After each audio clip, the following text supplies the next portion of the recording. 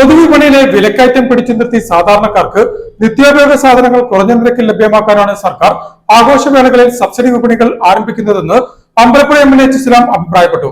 Consumer fed Triveni മെഗാമാർട്ടിൽ ആരംഭിച്ച Vishu Easter subsidy വിപണി മേളയുടെ ഉദ്ഘാടനം നിർവഹിച്ച് സംസാരിക്കുകയായിരുന്നു എംഎൽഎ.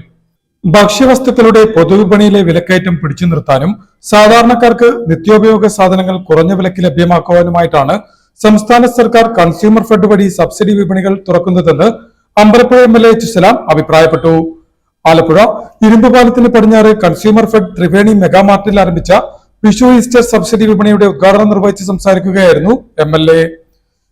നേരിട്ട് ചിലപ്പോൾ കിട്ടും അവർക്ക് മാത്രമാണെങ്കിലും ഇങ്ങനെ കൊടുക്കുന്നതിലൂടെ മറ്റ് കടകൾ പൊതു കമ്പോളത്തിന്റെ വിലയെ പൊതുവെ പിടിച്ചു നിർത്താൻ കഴിയുന്ന ഒരു ഇടപെടൽ കൂടിയായിട്ടാണ് കേരളമാകെ നമ്മളിങ്ങനെ സംഘടിപ്പിക്കപ്പെടുമ്പോൾ ആ പൊതുവിലയെ പിടിച്ചു നിർത്താൻ കഴിയുന്ന സാഹചര്യം കൂടി ഇതിന്റെ ഭാഗമായി സൃഷ്ടിക്കപ്പെടുകയാണ്.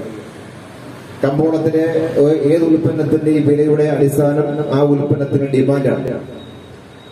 ആ ഡിമാൻഡ് എന്ന് പറയുന്നത് ആവശ്യക്കാർ ഒരു ഉൽപ്പന്നത്തിന് ആവശ്യം കൂടുമ്പോഴാണ് ഡിമാൻഡ് കൂടുക എന്ന് പറയുക. അപ്പൊ അങ്ങനെ ആവശ്യം പൊതുകമ്പോളത്തിൽ ഒരു ഉൽപ്പന്നത്തിന് ഡിമാൻഡ് കുറയ്ക്കാൻ സഹായകരമാണ് ഇതുപോലെയുള്ള സ്ഥാപനങ്ങൾ വില കുറച്ച് ഉൽപ്പന്നം കൊടുക്കുമ്പോൾ ഇവിടേക്ക് ആളുകൾ വാങ്ങാൻ വരുമ്പോൾ സ്വാഭാവികമായിട്ടും പൊതുകമ്പോളത്തിൽ പോകുന്ന ആൾക്കാർ കുറച്ചുപേർ ഇവിടേക്ക് വരും. Consumer fed Alappuzha director A Omanakuttan ചടങ്ങിൽ അധ്യക്ഷത വഹിച്ചു. ആലപ്പുഴ നഗരസഭാ അധ്യക്ഷ കെ ജയമ്മ ആദ്യ വിൽപ്പന നടത്തി. Consumer fed Alappuzha regional manager P Sunil സ്വാഗതവും marketing manager C A Ajaykumar നന്ദിയും പറഞ്ഞു.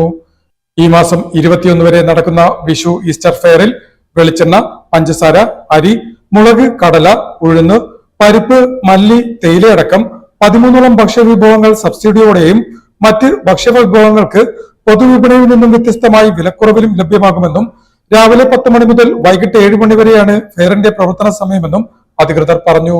ന്യൂസ് ആലപ്പുഴ.